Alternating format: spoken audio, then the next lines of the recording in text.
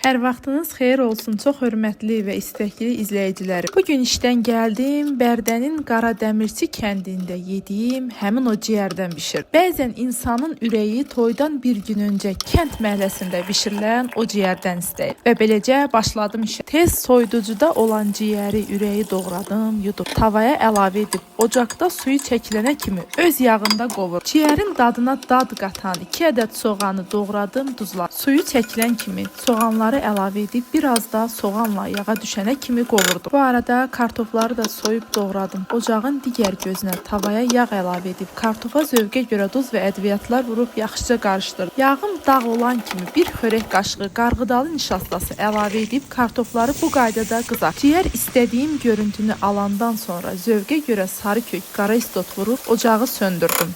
Kartoflarım hazır oldu. Qovurduğum ciyər üzərinə əlavə edib 5 dəqiqədə belə ocaqda saxladım və evdə hazırladığım bu turşu ilə yedim. Bəlkə də inanmayacaqsınız, möhtəşəm idi. Əsl xeyir iş ciyərinin qovurması kimi. Mənim əziz izləyicilərim, rəylərdə yazın görək, siz tərəflərdə ciyər qovurmasını necə bişirirsiniz, necə sevirsiniz? Bu ciyərin üstündən ancaq və ancaq kəklik otlu çay və ərik mürəbbəsi gedə bilərdi. Çayımı süzdüm və keçdim dərslərimi oxumağa. Hələlik.